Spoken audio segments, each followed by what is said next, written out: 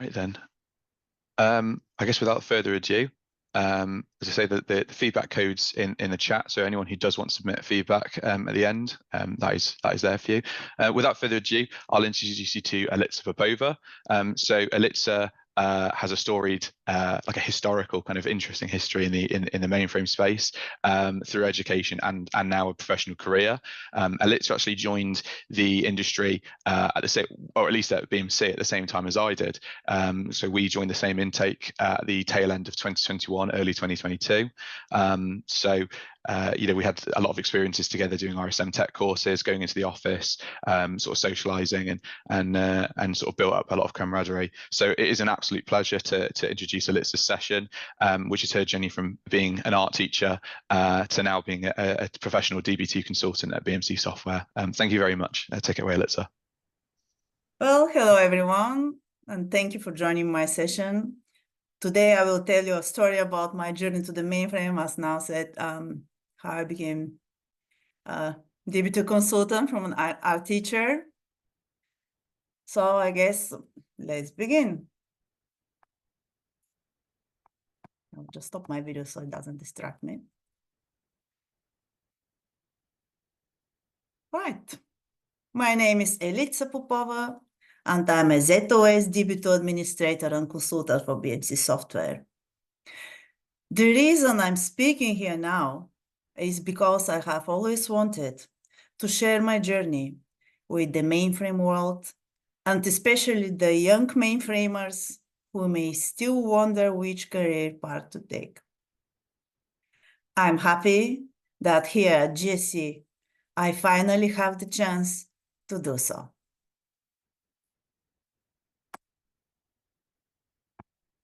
I will talk a bit about my childhood, going from an art teacher into IT, how my mainframe journey began and who is responsible as well.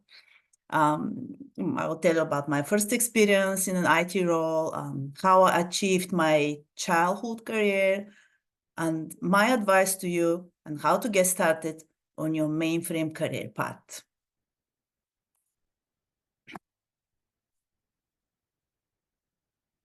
So yeah, my journey into mainframe started with a single IBM punch card.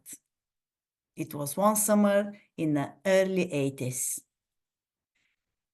In a small town of Bulgaria, in the backyard of an office building where kids played after school, I found a punch paper card that looked like an art from another world. I was 8 years old. I liked it so much that I took it home. Unfortunately, back then, no one was able to explain to me what that rare gem did. During the communist regime that ruled Bulgaria and other parts of Eastern Europe, locked behind the Iron Curtain, access to personal computers was impossible. And where the TV only had 2 channels, which were controlled by the government, information on this precious treasure was inaccessible. It remained a mystery until I found Google 2 decades later. Time passed by, I grew up, and the information was still scarce. In the end, the punch card joined my childhood treasure box, and I enrolled at St. Cyril and St. Methodius University, which is in the old capital of Bulgaria. That's Veliko Târnovo. So I went to study my other passion, drawing and painting. Therefore, technology was left behind.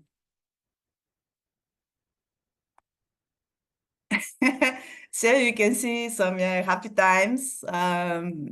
This is from my university when I was a student for drawing and painting. You can see the first picture. I guess it was taken around 2 in the morning. I'm struggling with some projects, me and my colleagues. As far as I remember, that was colors, hue, and saturation project, and we had to deliver it for 1 day. And the next picture, the circle in yellow, is myself and the group of my colleagues as well. You can see on the background the mural paintings and the frescoes we had to do. Yeah, happy years in my 20s. So I graduated master's degree in art in 2000 and then went on to teaching children in schools as a day job, as well as teaching more advanced skills and techniques to adults, preparing them for university.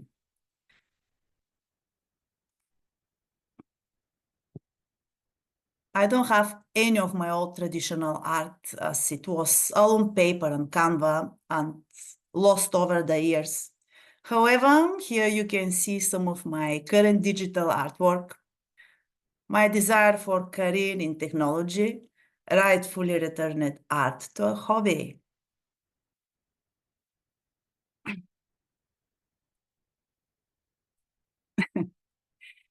I loved what I did, but in the end, the need of personal development and problem solving grew exaggeratedly. I loved fixing things more than anything. And here you can see me fixing my piano, for example. I thought, okay, let's enroll for another degree. The toughest, the better. But wait, I must like what I do. I thought of medicine, but I don't like hospitals. And imagine if someone dies in my arms. By that time, technology already attracted me irresistibly, and I became I became that best friend who fixes everyone's computers in the neighborhood. That's it. I choose to become an IT specialist because it is still critical, but has a level of redundancy. And as you know, backup is important like the air we breathe. But if it was a heart attack, that is life or death, there wouldn't be no in between. If a system is not working, there is a disaster recovery site which backs up data. And even if that data is lost, it is not someone's life. This was when my journey into IT really started. I had a goal and a plan in my head, which took me more than a decade to accomplish. But here I am now talking to you.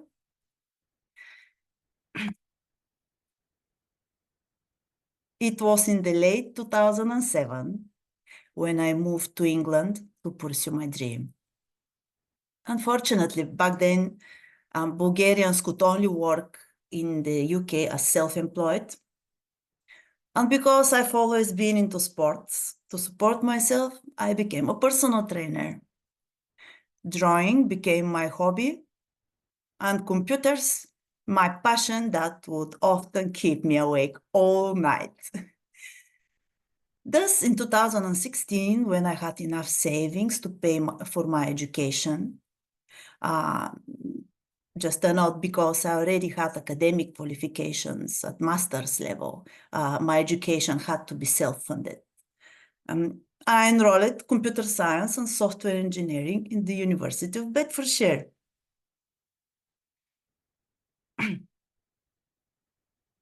This was when my mainframe journey started.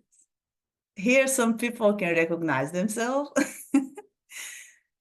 From what I have read around, I already knew what that IBM punch card did, but that sounded to me like an antique, especially when all that was taught in university was fancy languages, programming languages like Java, C#, etc. And we only scratched the surface of assembly.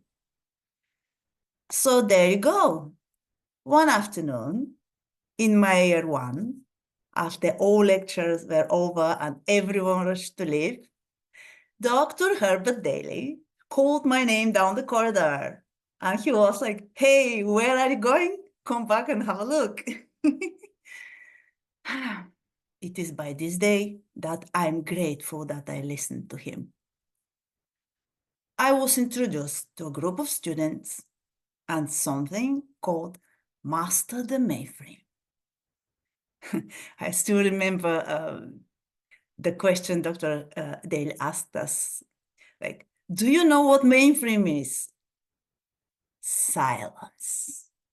Nobody wanted to embarrass themselves. Imagine how new we were. Then I was introduced to mainframe, ZOS, and the IBM Master the Mainframe contest, now called IBM Z Explorer. All good, but hey, mainframe wasn't taught in universities anymore. Do people think it is dead? Did I hit a wall? I decided to learn on my own and jumped head forward into the contest.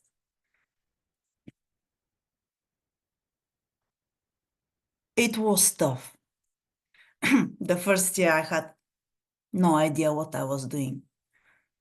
Still, that helped me gain some knowledge during the process. The second year, I was among the finishers and won a place on the Master the Mainframe Wall of Fame for 2017. I achieved a mainframe advocate digital badge and I won $70. During the contest, I signed up to the IBM community, which really helped me in the most difficult times, as there is a board of professionals providing guidance to any contestants. All you need to do is ask in the chat. To all of you doing Z-Explore, my advice is use that chance.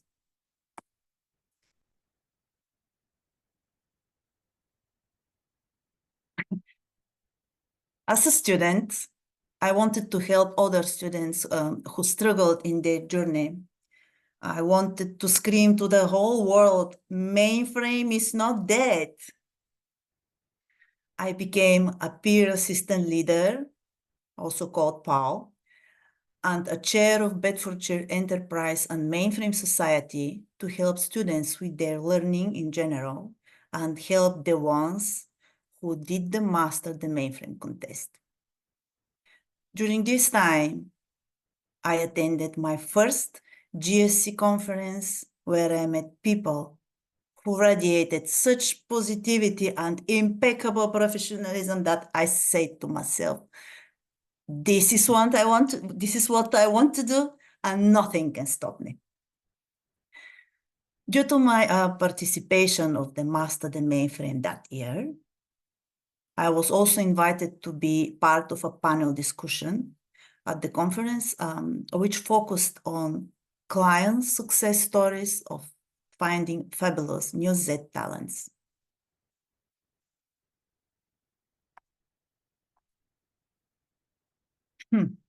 While I was a student, I completed a placement year where I was a software developer building products on LUW, which is stands for Linux, Unix, and Windows. After I graduated in 2020, I worked for an IT company as a full-stack web developer using a variety of programming languages and frameworks. It was good practice experience, but mainframe remained my weakness. I kept learning mainframe through the IBM program and applying for my dream job.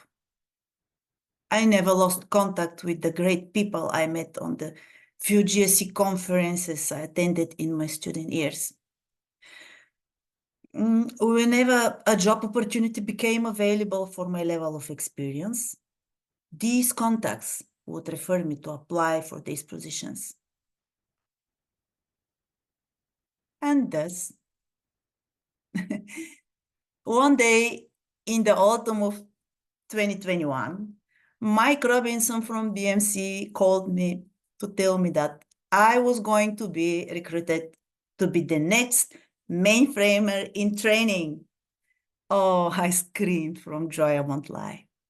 I landed my dream career. You know, there is a quote that says, find a job you enjoy doing and you will never have to work a day in your life. this is so true. BMC gave me the opportunity to learn and climb the ladder of professional growth, which in return led to increased salary. I became a mainframer in training, where I was offered various ZOS courses and access to so much information and learning resources, which provide certificates, that I felt like a kid in a candy shop. I was sent to the International Db2 User Group Conference called IDAC, which gave me the opportunity to meet and learn from worldwide known experts and evangelists of ZOS DB2. I had the chance to visit the IBM office on York Road, London, where I met so many like-minded, incredible people, made great friendships, and most importantly, met with people that extrude professionalism that honestly can make your jaw drop. As a student and a trainee mainframer, I was able to attend numerous GS UK conferences where I continued to meet, communicate, gain, and exchange knowledge, not only with experienced professionals, but with young mainframers who I have inspired to never give up in their career. And I aim to continue to do this in the future.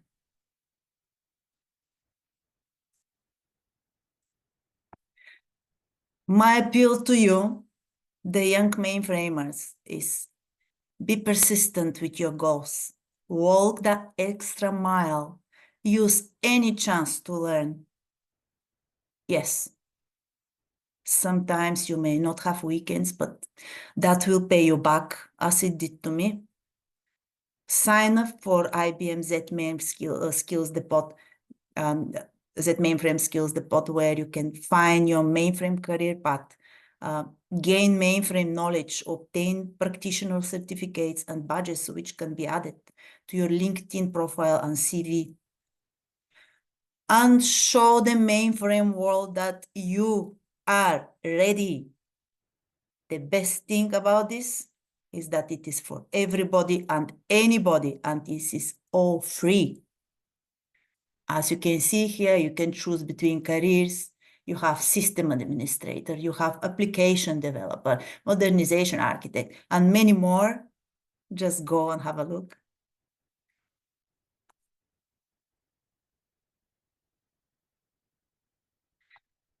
Believe in yourself and make yourself stand out.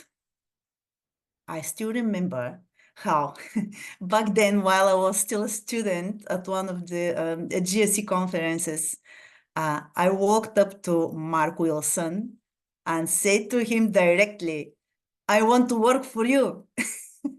Well, clearly I made an impression because people remembered me 4 years later. And thank you for taking the time to listen to my story, and please do not hesitate to ask questions. It is okay not to know. It is okay to ask questions. And remember, knowledge is power. Thank you.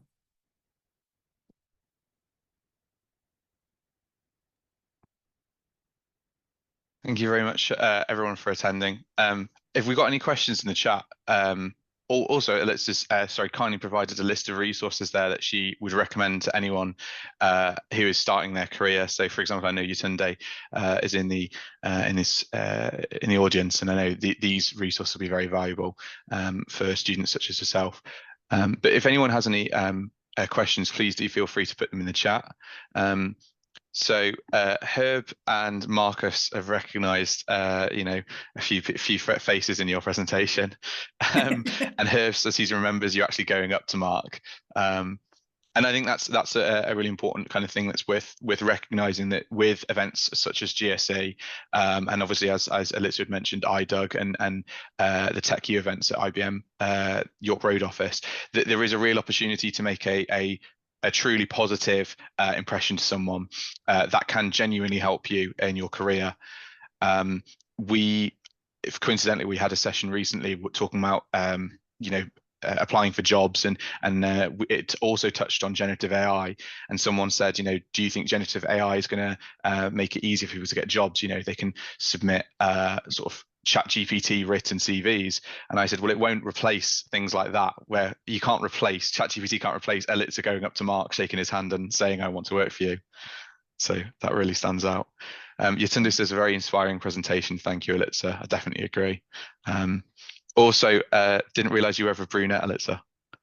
Yes, that's my natural color. True color. So Herb's got a question there. You mentioned about being attracted by the professionalism. Can you expand on that at all? In the GSE, when I first attended GSE, everyone was willing to explain any questions I had about master the mainframe, and no one looked down on me. And listen, they used such abbreviations that I didn't even know what it meant back then. I was like, whoo. But then no, they explained everything like as you would explain to someone who is new. I was like, if you can explain, let's say you have 40 years of experience, and if you can explain with such simple words things to someone who just started, this is professionalism to me. Believe me. Yeah. Anything else in IBM? Same thing when I met people in the office in IBM last year. Same thing. I don't know what herb means exactly, but I won't go into a depth as programming languages or how to write a program or technical stuff, but just the overall, the aura you get, you breathe professionalism, if you know what I mean. You breathe it.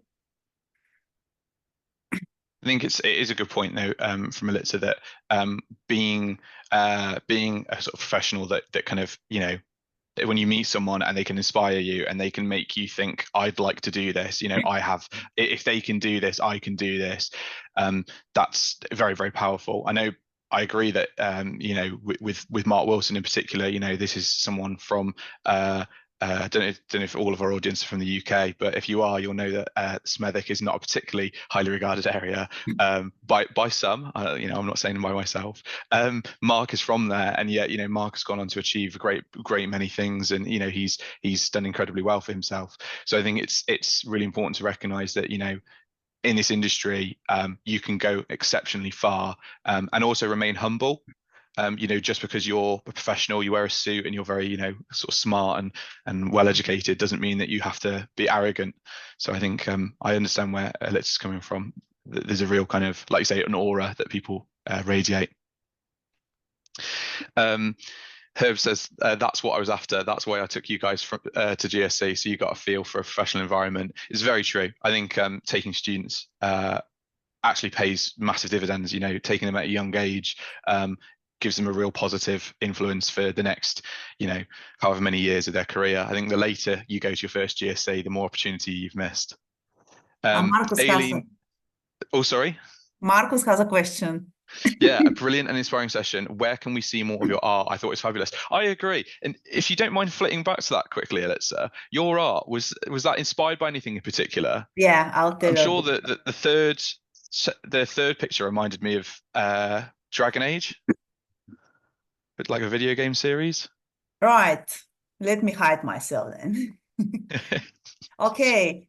So what I do currently is I use my iPad.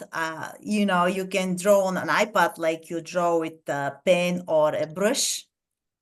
If you know the professional ABC of drawing and painting, then you can draw anyway. So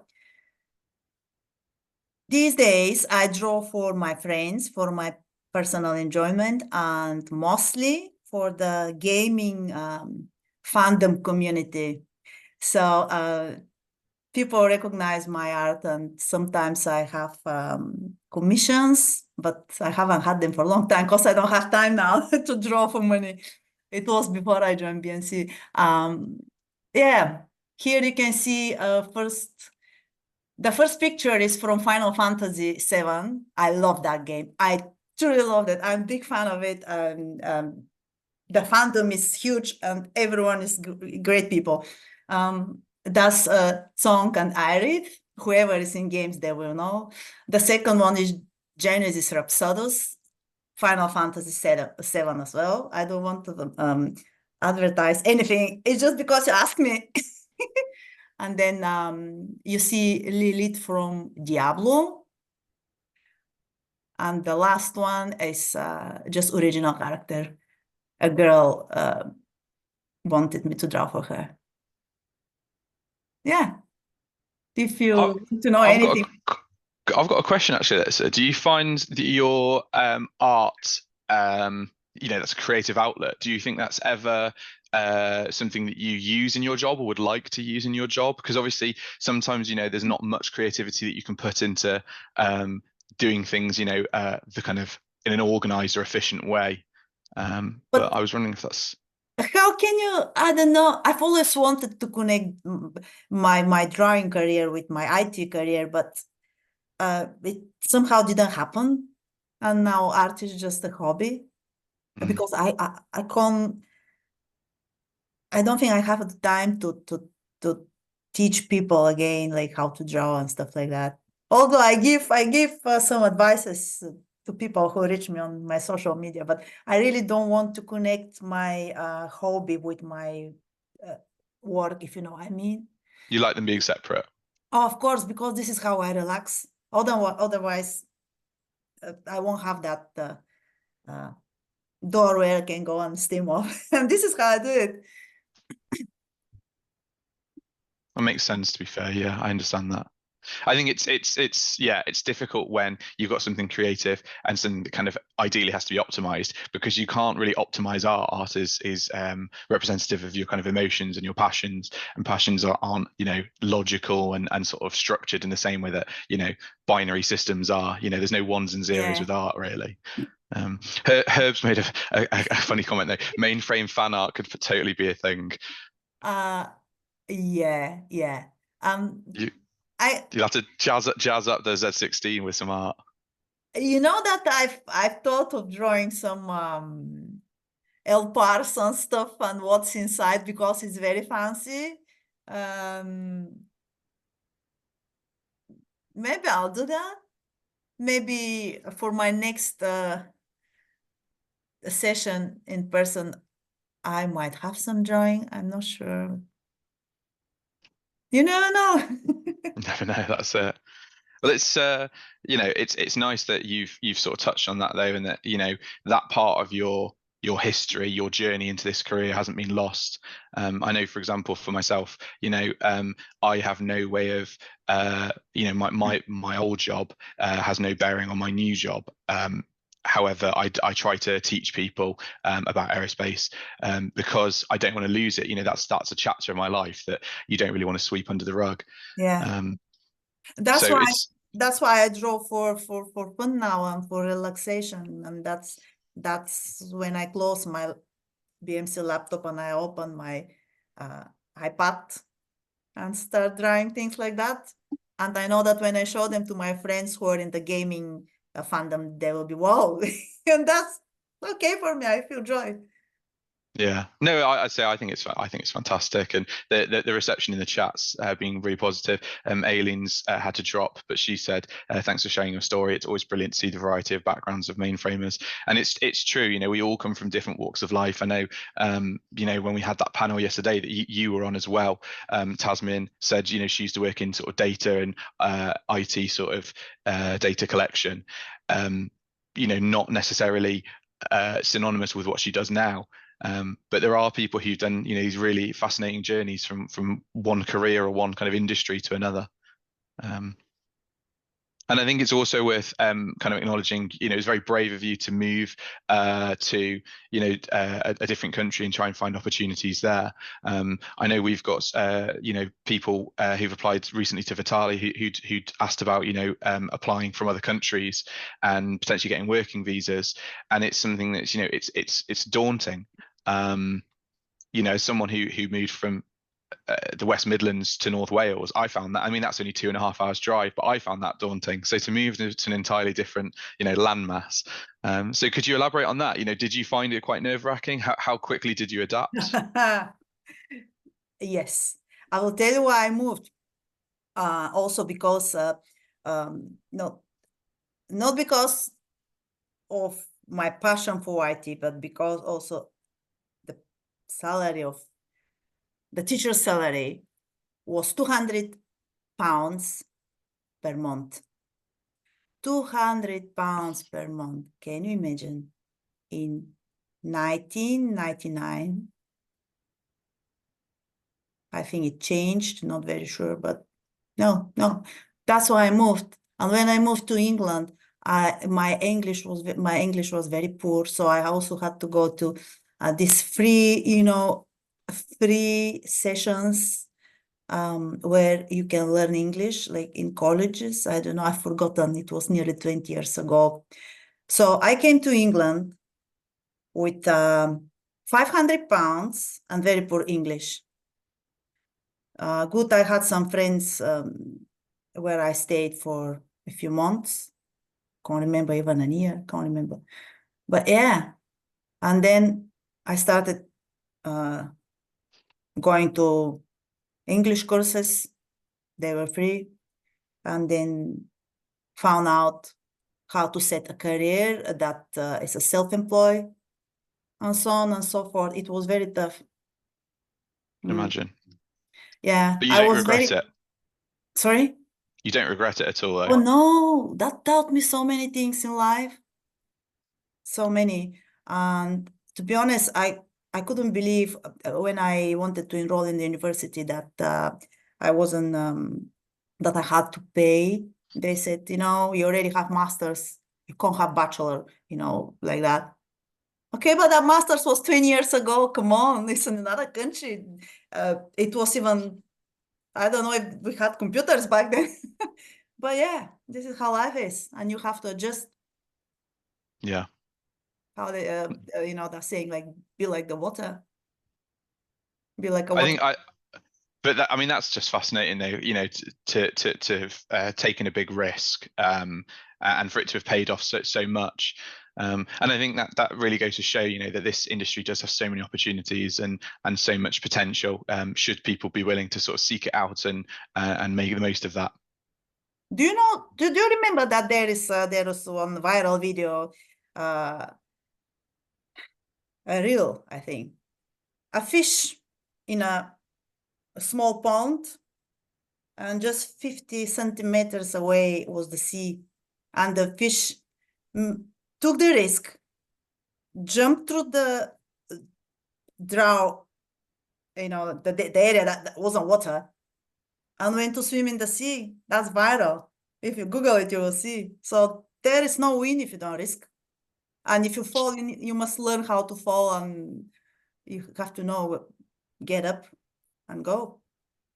You need to learn how to lose, and you need to know how to get up and don't give up. Yeah. Mm-hmm. That's a fantastic bit of advice, like you say. Just don't give up. It will pay off, and it has paid off for you. And Mm-hmm. yeah, I know Herb agrees. Herb's a big advocate for, don't give up. Like, this kind of career, this industry can be for anyone, or can be for a lot of people at least. Should they have that drive and sort of willingness to kind of learn and grow. It might take some time, though. Listen to all the students that are about to graduate with technical degree. I would say that, you have to sacrifice your time after you graduate to become, to go for internship, even if that internship it's not your cup of tea, because there you learn a lot. You learn soft skills, you learn technical skills, even if you feel that you don't belong there, because that happened to me. But I suffered through because I knew that one day I will become a mainframer. Yeah, it took And you 7 did. years, but I'm here now. Yeah. I guess the last question I have, I say I'm not seeing any questions for anyone else, but the last question I have is what potentially is a mistake that you would encourage people to not make? Like, did you make a mistake that you learned from, and you would say to other people, please don't do this like I did, or I would advise against that because I experienced this hardship as a result. Maybe you I don't know, made a mistake in your interviews, or you applied to the wrong job or something like that?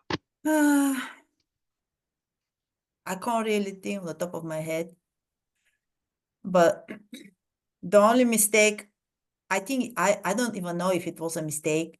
The only thing that I did that I would have hated myself so much was when during the lockdowns, when I graduated and something suddenly fell apart. And I already hadn't heard from my mainframers, like my contacts, for a long time. And I was like, that's it. Time for another career path. And I thought of doing something like Excel or something like that, had nothing to do with what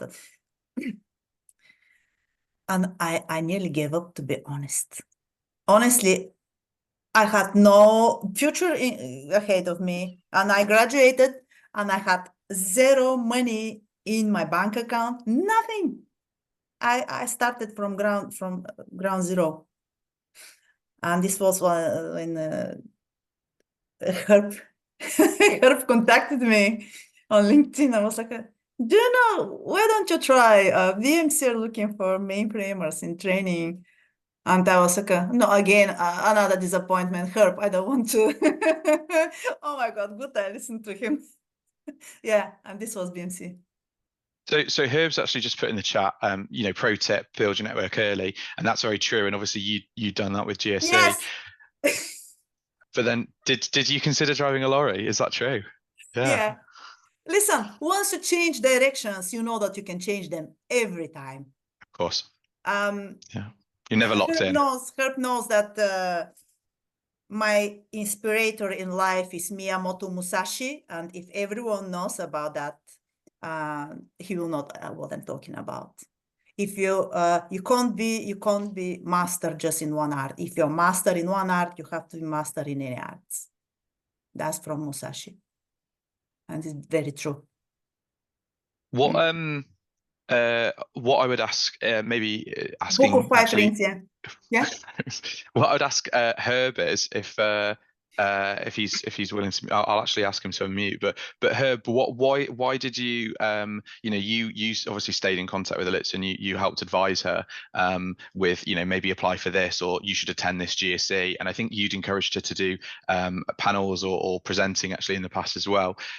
Why did you did you see a potential in Elitza? Did you see something that you were like, I have to I don't want to let that sort of be wasted, that potential be wasted?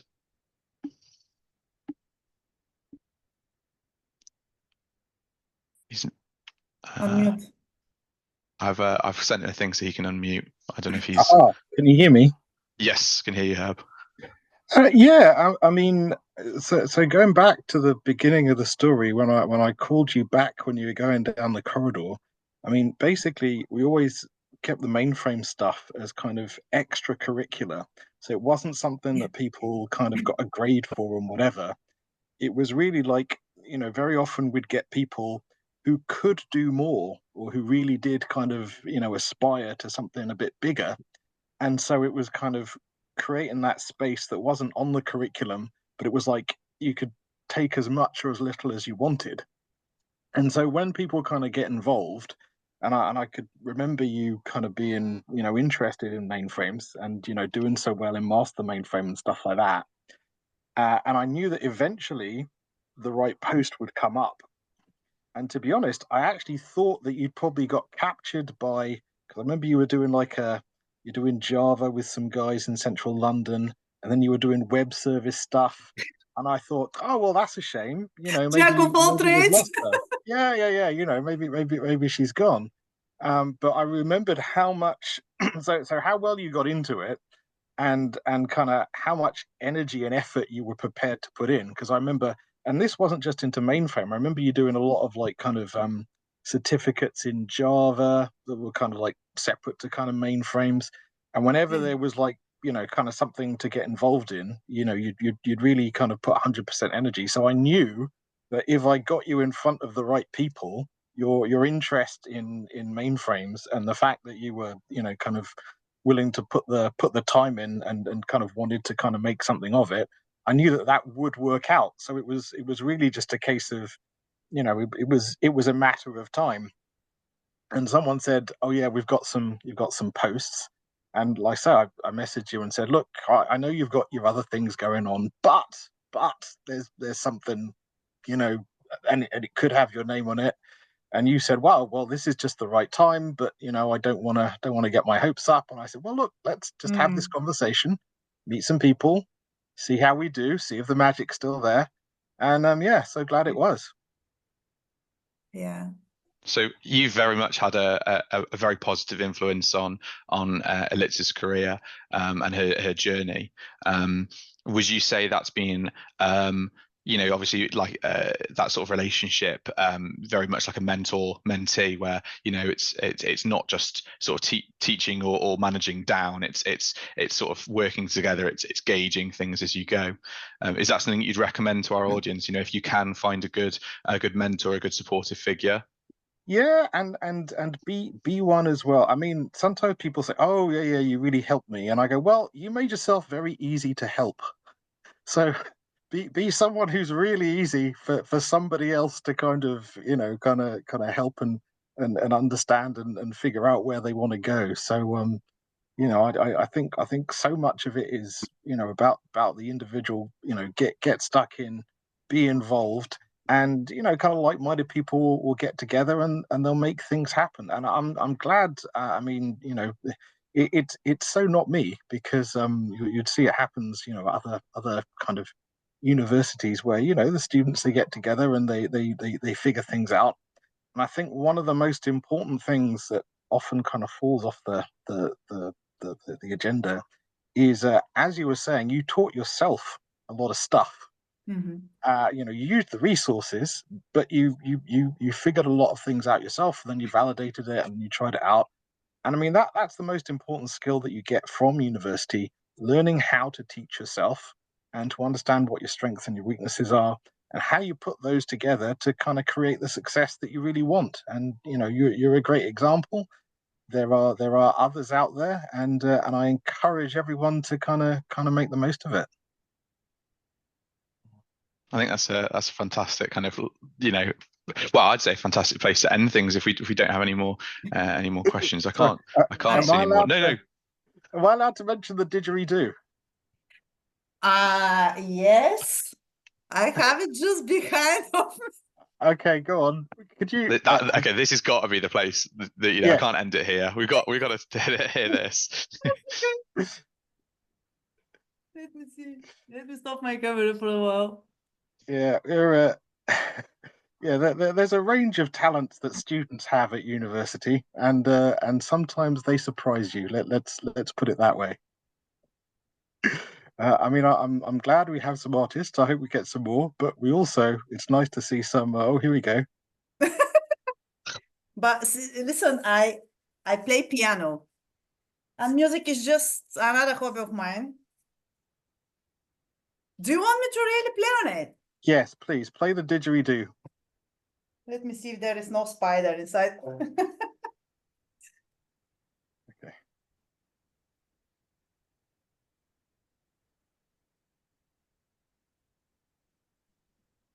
I can't hear it. I can't hear it. I think you need to bring it to Can you bring it towards the mic, Elitza? Yeah, we can't hear it. Yeah. We can see it, but can't. Yeah, that's right. How is it now? No, can't hear it. Oh, that's such a shame. Yeah, keep coming. Oh, Can you hear it? but A bit. If you put it straight at the screen, point it straight at the screen, because I think we. Now? yeah. Yeah, a little bit. Now? No, missing now. Okay. I guess the software just mutes it because The wrong frequency or something. it's Yeah. wrong. But I I, think I have video. Whoever wants it, I can send it.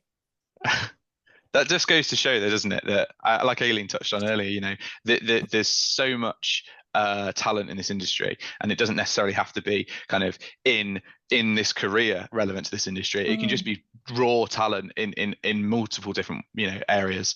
You know, we've got presenters, we've got people who write, we've got people who can do music, such as the didgeridoo. You know, it's it's all there. Listen, if I get a room in the same hotel for the next conference, I can bring my didgeridoo with me, because I can't imagine drawing it with me from another hotel to the other. You better register a hotel room ASAP then. Yes. Yeah, Marcus agrees. Bring it to GSE in November. Good. Yeah, I will. Why not? I will. I think that's a fantastic you know, place to end things. It's a really positive session. Alitza, really appreciate your time. Herb, obviously, thank you for engaging so much as well, and I'm sure you're very proud to see your next student in you know, having come so far. And I know, Marcus, obviously you've been very supportive towards Alitza as well in with IDUG and the DB2 sort of work. So obviously big thanks to yourself for helping that. Alitza, you should be very proud. It was a fantastic session. And yeah, I'd like to remind all the audience, you know, if this was as good of a session as I think it was, please put that in the feedback. Like I say, it should automatically populate with your delegate or your badge number. The link is in the chat. Please do submit feedback. You know, really valuable stuff to have, and I'm sure you know, Alitza would like to read that and to know she's done a good job. Also, just to add, I would love to speak. If someone wants me to speak and inspire the students who are on the same path as me, just ping me. I don't know. So maybe Ricky, you could get Alitza as the next speaker for maths. It's definitely one to consider. But yeah, Anitunde says awesome. Yeah, I think that would be that'd be really good for and thank you, you Ricky, for helping me preparing for this session as well. Of course, Ricky put a lot of time into that to help me. It's paid off. It's paid off for sure. All right, thank you very much, everyone. The session will be recorded, so if you want to share that with anyone, or you know, if you do want to ask Alitza for her didgeridoo videos, then you know, feel free to reach out to her or anyone from the GSC team, and we'll share the recordings with you. Thank you very much. Thank All the best, you. everyone. Bye bye. Bye.